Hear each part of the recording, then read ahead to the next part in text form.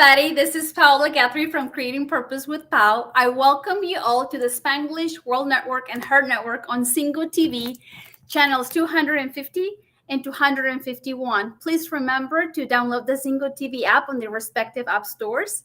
As you download the app, please make sure to leave a comment to rate it because feedback is important to us. The app is totally free. You can find Single TV available in Google Chromecast, in Amazon Fire TV sticks, Roku sticks, and all smart TVs from 2016 forward. Thank you all for being here today. Allow me to introduce Nerissa Trindade. She is a transformational speaker.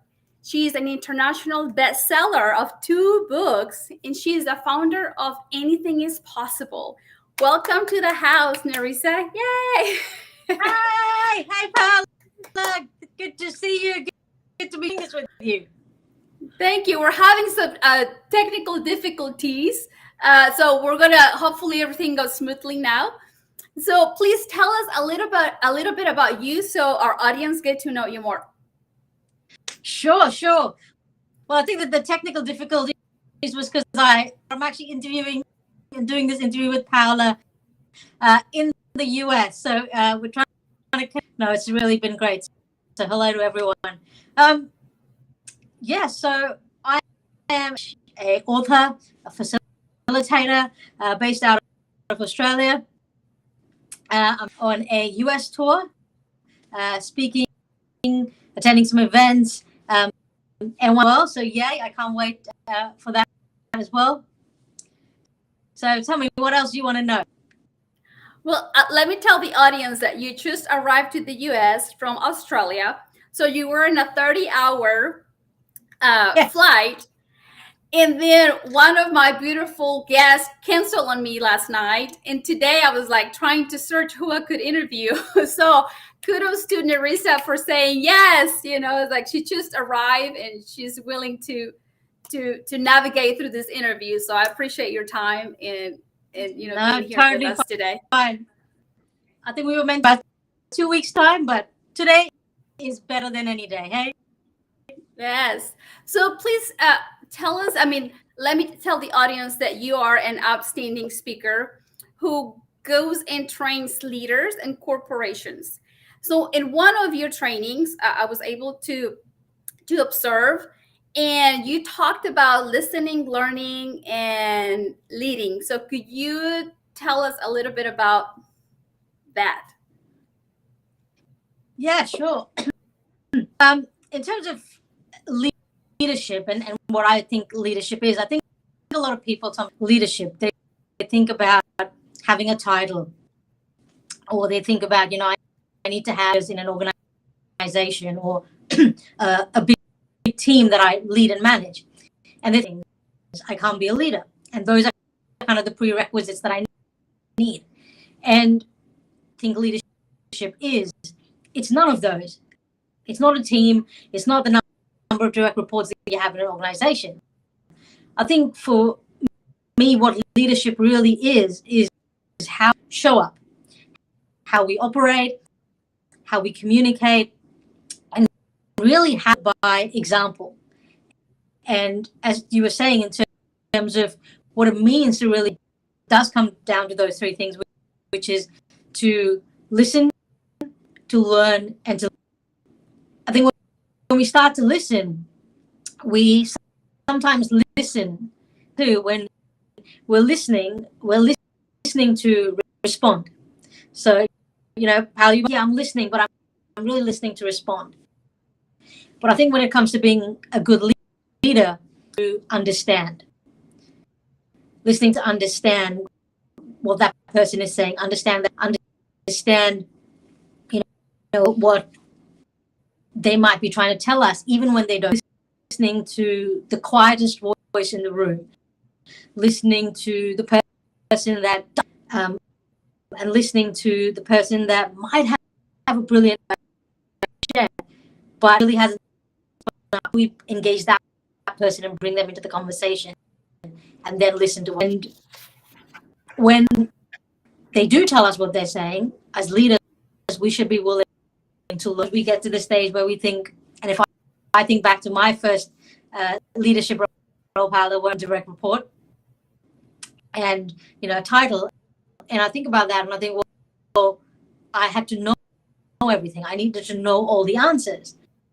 And sometimes we feel as leaders know everything, but it's not about knowing everything. It's about being vulnerable enough to say, hey, at all, and then finding the right people to ask the right questions of so they can tell us.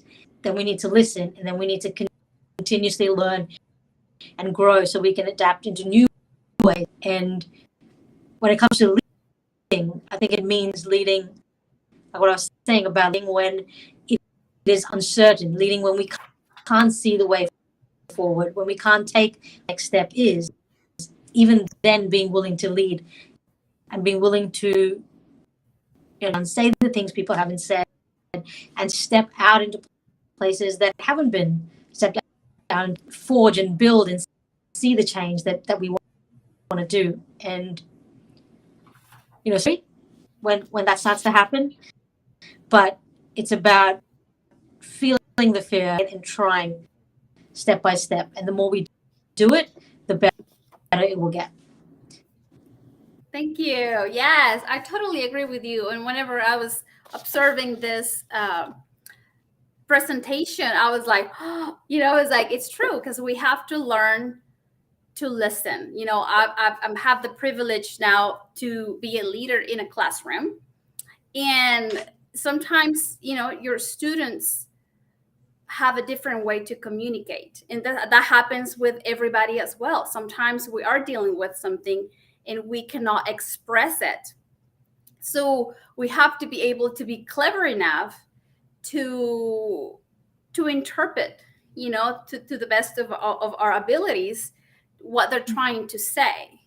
Sometimes they can't articulate. Sometimes we don't articulate as well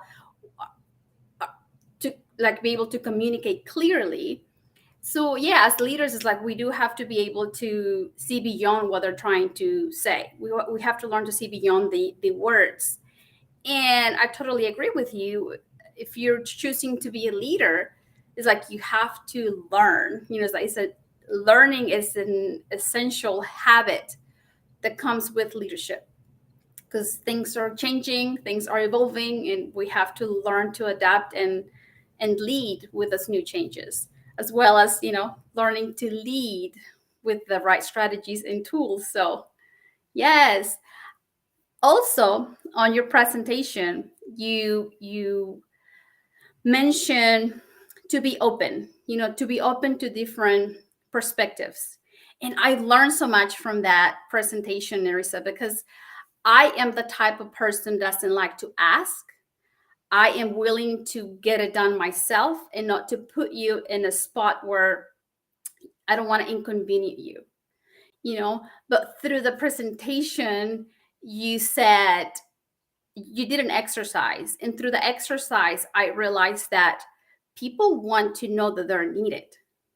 Like if I need something to be done, and if I ask someone, hey, I really need you, it's like using the right tonality and the right words is like people want to, like I want to be needed. It's like, so it's like it's part of learning to interact with others. And to me, like that was a huge perspective. That changed my perspective of asking people to do something. But it's like if I be honest and authentic and ask for, is like, I need you to help me with this. It's like your exercise just turn it around, and I'm like, oh wow, you make someone feel important and appreciate it. Yeah, because I think often like you're right, Paola. I think sometimes we feel like we don't need to figure it all out, or we feel like it's like asking for it's incorrect, and we shouldn't step into that. We should know all the knowledge. We should have all the response. We can be vulnerable and actually say, hey, by the way, I need some help in this. Beautiful, not only vulnerability in that, but as also an acknowledgement and understanding that somebody a different perspective, that somebody else might have a different way of doing something, and we're to that and open to other perspectives, not just our own, because even without leading in life, I think when we think about perspective, we think just from our own, right? Because that's what our experiences have been and what we've been through. So a perspective that has been what has got us to this point. But it's important to ask for help, to be willing to listen to people, to be willing to go, if rather than going, oh no, that's not possible, like actually asking, well, how possible? Like, tell me more, show me more, and being willing to come at it from a point of really wanting to. Yes, because we all have different filters. We all have grown up with differing experience. So my level of trust might not be the same as your level of trust. Your level of loving might not be the same level of my loving, because we have differing experiences through life. Maybe mine has been like, do not trust anyone, do not share your love with anyone because you're gonna get hurt. So sometimes we have our own filters, which is our our programming already that we grew up with. So so we have different perspectives of situations. So if here we go. I've learned to be curious, and I've not only just, I'm trying not to forget. Now as I'm back in the classrooms, I'm like, okay, be curious. It's like, don't take it personal. Be curious. It's like, how could you, make this situation, good out of it? How can you make this better? How can you engage them a little bit better? So it's like, I totally agree. And it's like the curiosity is one of the things that it has helped me to be curious. So ask. Absolutely. Then another one, beautiful bullet point that you mentioned in this training, it was people first before the identity. Could you please dive into this main point? Yeah, look, whenever I talk inclusive leadership, and even just people being inclusive, it's really important for us to be able to see the person before their identity. And I understand is how we all identify, and it's important that we have, but we should also be aware to not then box people, label their identity. And if I can give you my own example, a person of color, I grew up in India back in the 1980s, and I was seen as being different, not because I was a person of color, but I was seen as being different because I didn't fit the norm of what girls should be, and I was seen as being different. And back then, I didn't have the words to describe, but I was bullied in school, and I was bullied through university. I moved to Australia. All of a sudden, I realized India, even though there were so many differences in mine that stood out, I never really thought of myself as a person. I moved to Australia, and when I moved to Australia, I realized, well, and sometimes I would be in meetings. Yeah, you were gonna say something. It's kind of choppy, so you're gonna have to come back on October 11th to have this interview again.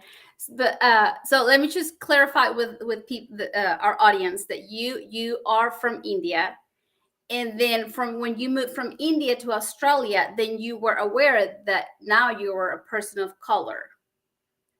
Yes. Did I hear you right? Okay. Yes. Sorry, did you say my audio?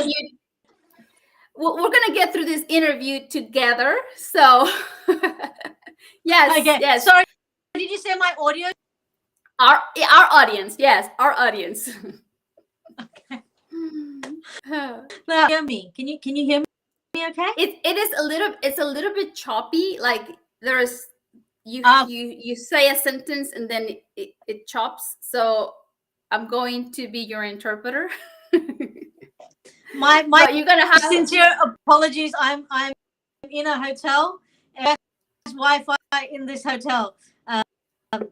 But yeah, we'll have to maybe do it again when there's. But yeah, I was saying that you know, yeah, I'm a person of color. Years later, when I came out, I then became my identity was to be a gay. I have a wife who lives with a physical and mental health disability. Over the last year, I've been doing some kind of inner work and discovery about my own identity. Now I identify as a non-binary person, and that in itself is just. But for people listening, you can think that, well, I'm just one person in millions of people, but I could be that one person in your team. I could be the one person in your person, um, in your group of friends. I could be the one person that is, talking to. And it's really important that when we're engaging, that we're engaging with for their identity. And what I mean by that is I'm not an Indian person or a gay person who happens to be from India. I'm a person who happens to be gay or non-binary. My wife isn't somebody who lives, somebody who lives with a disability. So it's really, really important to see the person identity and put that person first, so that you're actually speaking to the person, not that. One of the many ways we can do that is by using inclusive language. So using gender neutral language that is more generic in nature, so that every time we speak to somebody, every time we speak to whoever we're speaking to, that person feels welcome and included as part of that conversation. Yes, it's like, and this is, it's so much needed, like the inclusivity. And it doesn't have to be with she's Mexican, it doesn't have to be that she's from India, it doesn't have to be that she's, like you were saying, she's gay, or you said a disability. You're like, do not label people, yes, but treat them as a human being when we're in the, everywhere. But right now we're working like leaders, workplace. So learn to see you are a human being, and don't see that you have a disability, or don't see, because my son is deaf, so I don't want, like, I've always tried to see him as who he is, because that was one of my advice from a grandma, is like, do not label your son, because you will handicap him forever, and it's like, learn from my daughter's mistake. He's a boy, and it happened to be that he was born deaf. So I get, like, I totally get what you're saying.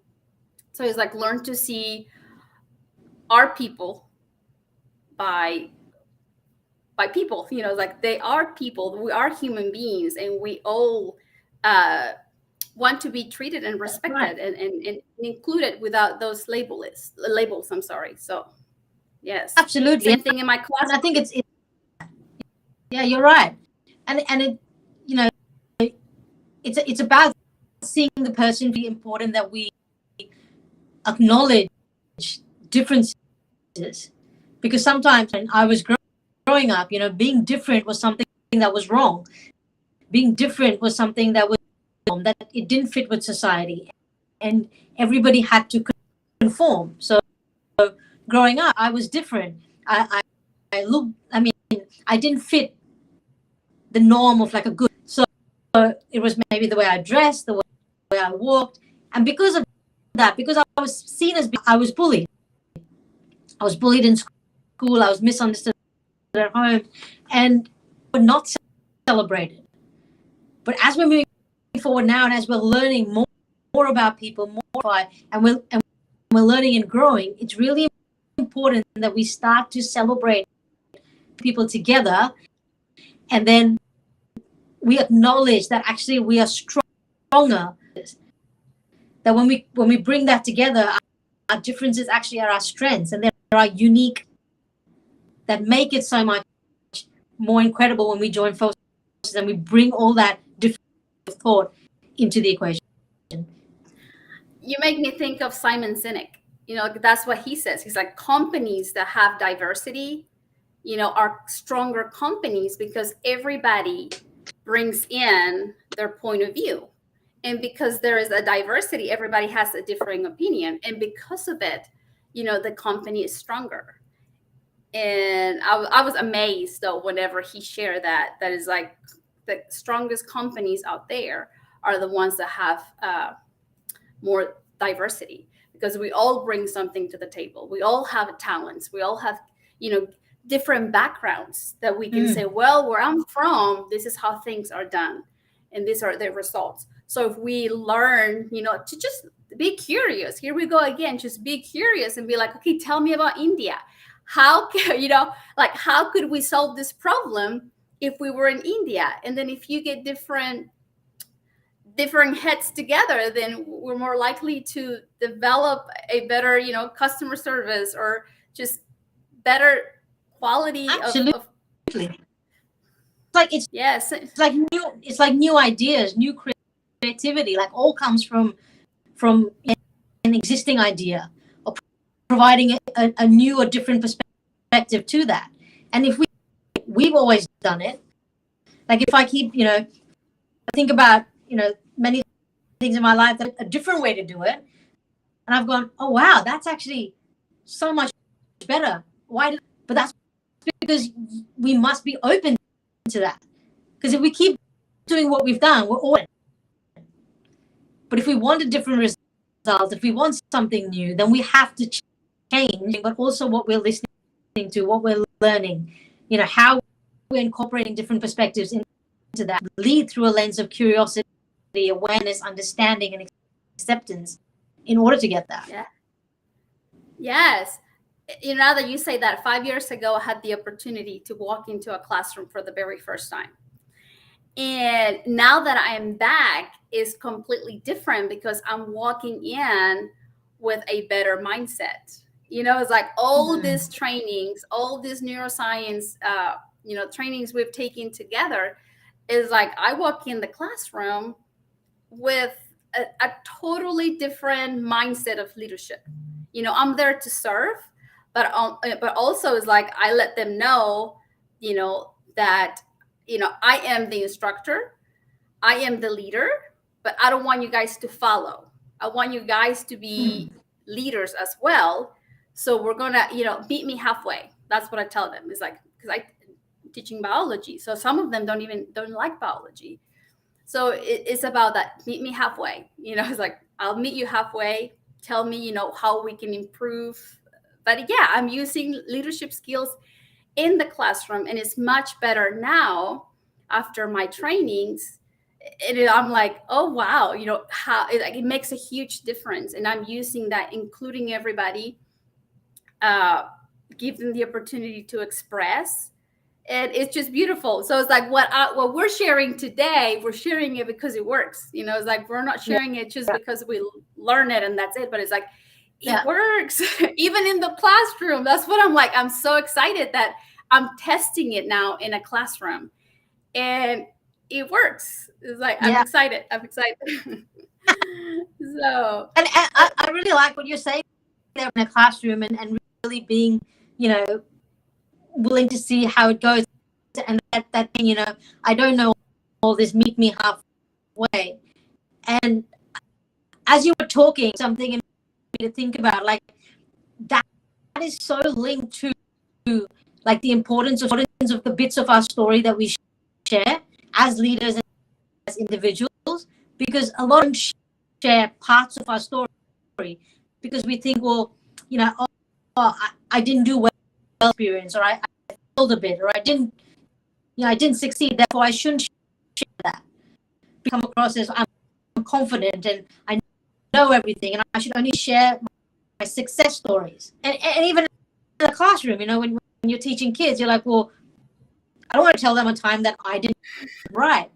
But it's so important that when we do share stories, that we have our own stories, stories that we've lived through, stories that we've grown through, really people can understand, like they can connect, because stories are so important to share that vulnerability. So people go, actually, you know what?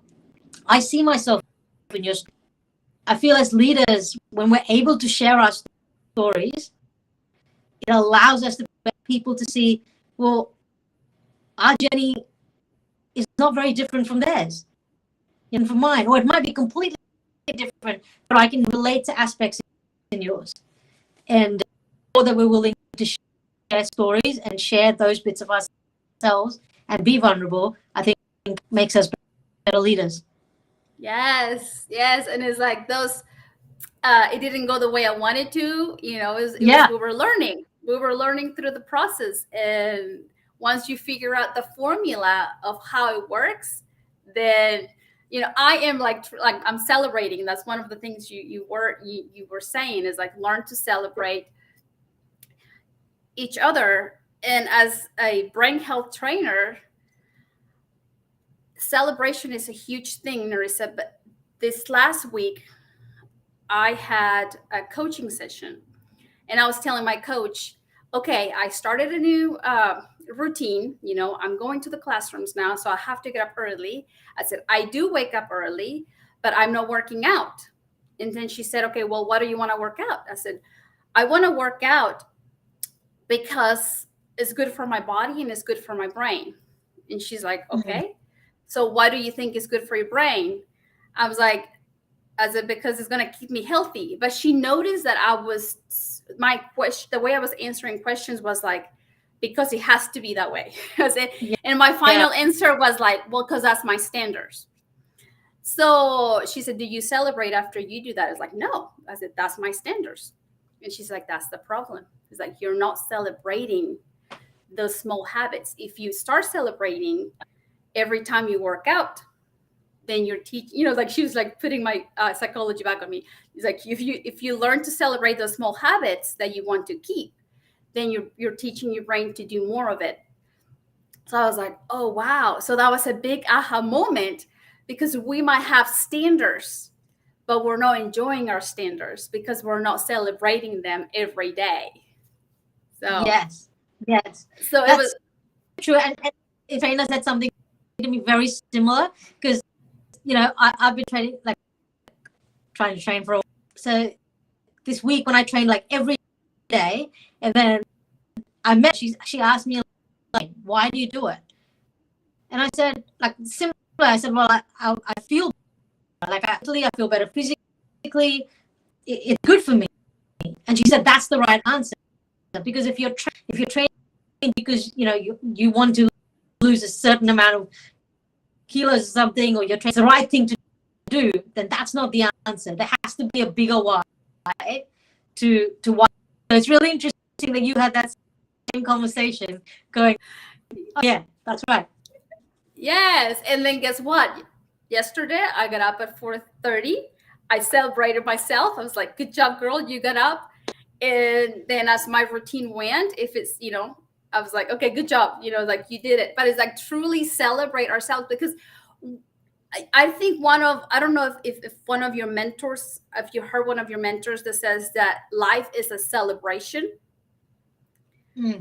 That's from Tony Robbins. I heard Tony Robbins said one time, you know, life is a celebration. So I thought, okay, celebration is like being grateful.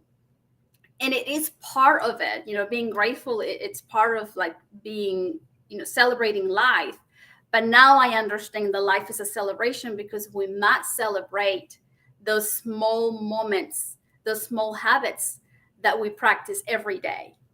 And, you know, if we're happy with them, it's like we're going to do more of them as we grow. We celebrate it, and the more we do it, I think it trains our brain as well. Like, you know, back to what you were saying with the brain, celebrate, it creates this like neural pathway in your brain that you can actually do, because the celebration enforces the behavior. It's similar, like, you know, and like the dog does something, you go, really, you just say good dog, and then you reward the dog, and then yes, and you go, good job. Good. Correct. And it's the same for us. Like when we do something, we celebrate it, and celebrate even the small wins, because it trains our brain then to do that. I can achieve that, and then therefore next time I can step bit further out of my comfort. And it might not go well, but I know I can try it again. And then when it does, you go, yourself even for trying. Yes, because, okay, let's just use the dog for an example. The dog gets to hear you say, good job. The dog gets to feel, that you're patting him. It feels it, the nervous system, it feels that he's doing a good job or she's doing a good job. So same thing with us, it's like we say it, we hear it, and we have to feel it like internally, and also like a pat on the back. So yeah, so it's like there are ways to retrain our brain, retrain our nervous system for the good, for the greater good. So yes. Now let's go to the next one. Let's go to the next one. You also talked about. Let's go to the next one. Question. I'm just going to jump and plug my phone in, okay? Because we switched from computer to phone, so I'm just going to plug it in. Yes. Go for it. Question. Okay, you talked about to ensure that everyone belongs. This is another one you talked about, and we kind of cover it with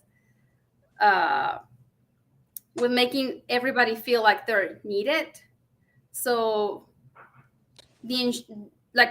to reassure everyone that everyone belongs within our team. Yeah. So please share a little bit more. I think we kind of cover a little bit of it as well. But can you please tell us more about that? Yeah, sure. I mean, belonging is such an interesting thing, right? Because at times we've all felt a sense of belonging, or we haven't, or we felt like you don't really fit in here. Whether that is, in school, whether it's in your part of your workplace, sometimes it could be somewhere you're volunteering, where there are times when you really fit in, and like they're my tribe. They have my back, and they will back. There are moments in our lives when we don't feel that. Like if I think back to growing up, when I told you about being bullied in school, I didn't feel like I belonged. I didn't feel a great sense of belonging. I didn't feel like people understood who I was. Think about, say, for example, a time when I was at my work. I was about to get married, and the team that I was in at that point, like they really did a big celebration, bought cakes and card, and it wasn't just about me, it was about my wife, and I belonged there. And for the people listening, if you think back across your life, you think back to that one moment where you really felt a deep sense of belonging, and then when you identified that moment, think about what in that moment belonging. Was it something that somebody did? Was it something that someone said? What made you? And when you know what that is, because we all do, we all know in a moment, feel a sense of belonging, or what made us not feel a sense of belonging. It could have been people's lives, something someone said that either made us belong or did. And we can tap into the actual things that make us feel and made us belonging. That it's important that when we move forward in life, that we take that feeling for every person that we meet, every person that we interact with, that we communicate with, that we engage with, to create that same sense of belonging for that person. And sometimes looking at someone in the eye and acknowledging them, saying thank you to them for something that they did, pronouncing the person's name correctly. When you don't know it, and I don't, getting pronunciations right, but I will always ask and say, and when people say it, I'll be like, okay, I'll repeat and say again and say, can you make sure I get this? It's important to me to ensure that person feels a sense of belonging, and understanding with people what creates that sense of belonging for them. So as leaders, maybe what would it feel like? What does this team and this the culture feel that sense of belonging? And let's listen and then incorporate what people are saying to us. It comes down to respect and understanding and awareness, and leading through that lens to ensure we meet someone, we say, welcome, you belong here. Yes. And belonging is like it starts with you as well. Like some people don't know, but it's like it starts with you. Like find the you do belong everywhere, but you have to learn to see your talents, learn to see internally that you have the beauty within you, and bring that beauty to the workplace. Bring the authenticity to the workplace, where you call each other. Yeah, that's what I do with my students too. It's like, okay, I'm in the process of learning their names, and it's like, did I say it right? And it's like, no. Okay, every time I don't say it right, please let me know. And I'm in the process of learning. But yeah, because whenever like we learn it from Lisa is like, she will call our names. And in one of our trainings that Nerissa and I were with, Lisa Nichols is like, he always makes sure that she's saying her students' names because it makes us feel good. So yeah, it's part of making other people feel like, hey, you matter. It's like, I'm glad you're here. And it does work both ways. Like, when you talk about being authentic in a workplace, people showing up as themselves and feeling comfortable to be authentic. But there's also a shift on the leaders and the people creating that culture and environment to ensure that people, because it has to work both ways. We can't just be telling people to show up and bring into workplaces that aren't necessarily creating that. And it's important that in every single environment that we're creating safe spaces where people do feel like they belong and they to work, because that is truly when people shine, when people can be that. I know that firsthand. Yes. And then it's like one step before belonging is like people, there's trust. And before the trust is built, then you have to feel here, seen and understood.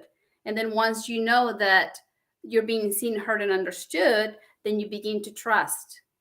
And then that trust moves into, a stage of like, okay, I belong here. So it is a whole process. Like we could have our own show about belonging, because going back to like when I taught the first time 5 years ago, I didn't feel like I belong. So how do like now I wonder, well, how did I make my students feel? Because if the leader of the classroom didn't feel like she belonged there, because I didn't know what I was doing, it's like I felt like, oh my gosh, everything was new. So I didn't feel like I belonged at first. So it is a process. I think belonging is just a beautiful subject, because it's like it is a process of, I totally believe that it begins within, and then as you feel seen, heard, understood, then you're willing to give that trust, and as the trust builds, then you feel more comfortable, and you're like, okay, I belong here. They're making me feel this warm feeling, warm sensation. So but yeah, it's like belonging. It's a beautiful subject that it just has a very broad and beautiful content that we can talk about for days. Yeah, so true. And then you talked about open new ways of working. Could you please share with us about being open for new ways of working? Yeah, look, I think the like if we reflect and what this whole global pandemic has done and unraveled for us, never thought possible before, are now like everyday practices, right? Like, I mean, even from home, within days and weeks, like they were being done from home. Things that as individuals had to learn, new ways of doing things, new technology, new ways to even communicate with our family and our partners and loved ones at home.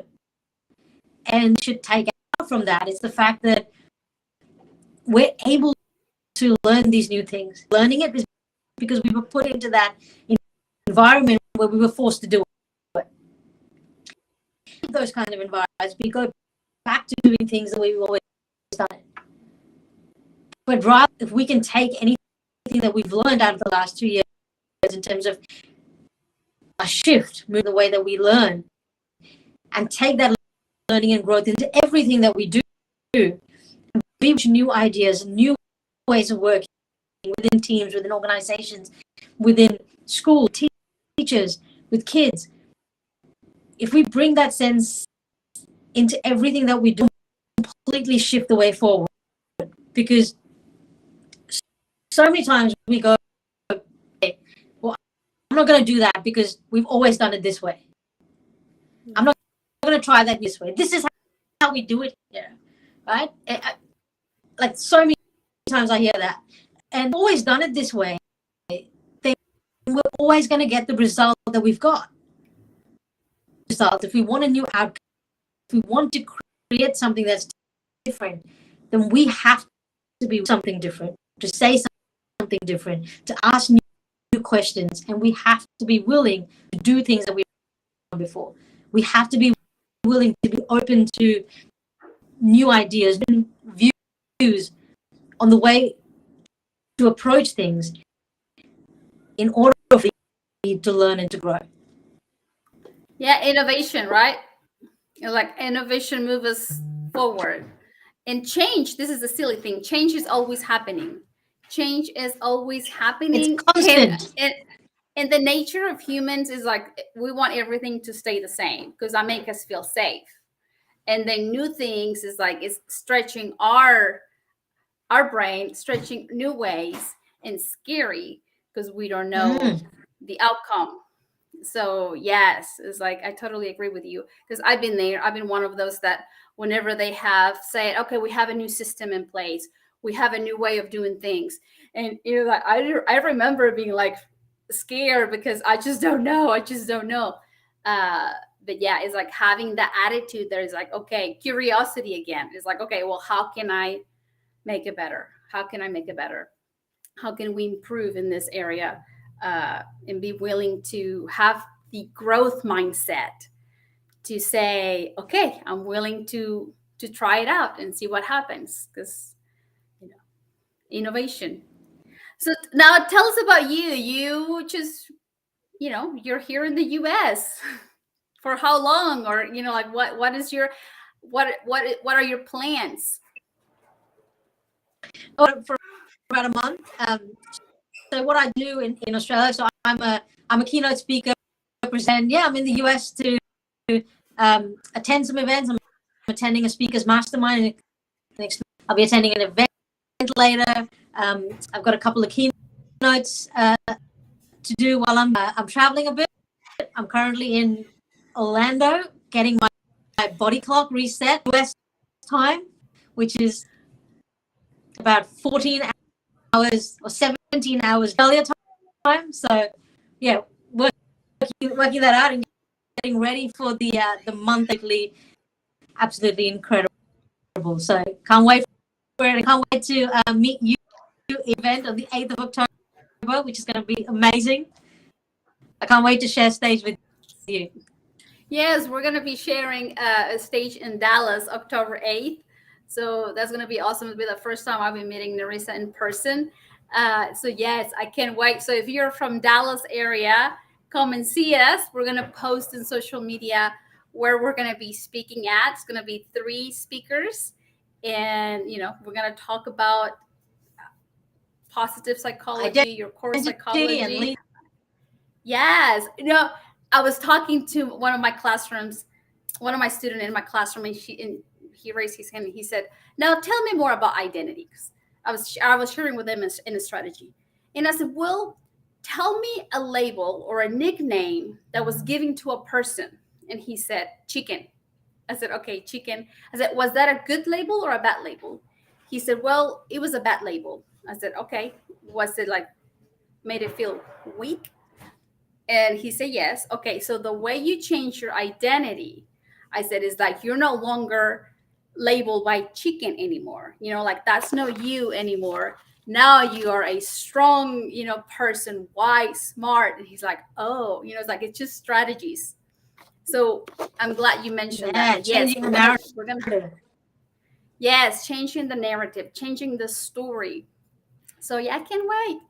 So uh, tell us about speaking for impact. We only have about 5 minutes left, but share how amazing you teach. You know, amazingly you teach other people to speak.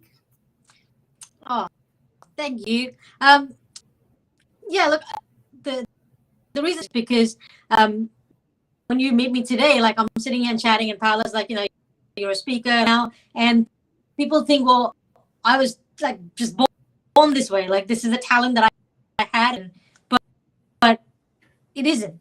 It isn't. And even though today I get to get to coach people through my Speak for Impact program and get them to share their story. My story wasn't this way always, because I was somebody who was terrified of speaking in public, of sharing my story. And I think it stems back to the growing up that I had, being bullied in school, being seen as someone different, and stripped away my identity, my confidence, my self-worth. And I lost my voice. Terrified even to put my hand up and read in class. Like when I'd be asked to read, I think chest pounding, I would get like really scared. I'd open my mouth to speak and like nothing would. So it became a limiting belief for me, because I thought, well, I'm never going to be a limiting belief. Then carried on into the workplace, where I'd be sitting. I knew the answer to a question and I could never raise my hand and share it.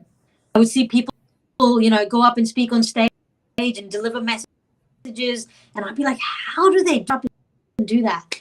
And I thought to myself, look, I too have a story that I want to share with the world, and I want to find a way to be able to do this. And it was to impact one other person in the world. Then I said it's worth sharing it, because I can. So I then realized that I had to step out of my comfort zone, deep dive into that fear and that limiting belief of having to speak. And I got some of the world's best coaches. I did the work, and a lot of people think something that you're born with, but like everything in life, it can be learned. And when you have the tools and you know the right techniques to do that, which is what I teach my clients now, it's fun and rewarding. And it was through that Speak for Impact was born. It was to allow people and to train people and show them that if you have you know the right techniques to be able to do that, that can be such an impactful. The crux behind Speak for Impact is to raise diverse voices, to share impact lives. And I do that through a program that I run, one of coaching clients. And now when I see my clients go on to, speak on bigger stages, and one is just like launched a book and launched a podcast and doing all of these amazing things. Wow. Like, that is why I do what I do, because when I can see other people going forward and sharing their lives, that is what Speak for Impact is about. And that's what gives me so much joy in being able to work, identify their story, stand on their story, and then share it in a really powerful and Thank you so much for being here. Thank you for your time and sticking with the technology issues. I appreciate you so much. Thank you all for being here today. I hope you found an aha moment. I hope you found, a moment of inspiration for you to make your life brighter. Remember that you are not responsible, but I mean you give power to your talents and you give life to your dreams. Thank you so much for being here. Blessings to everyone. This show can also be heard on Spanglish Radio Network. You can also watch this replay on my YouTube channel, Paola Guthrie. Please check out spanglishworld.ca for all news and programming. Spanglish World. Watch it, hear it, read it, download it, and live it. Thank you all very much for being here. Yay!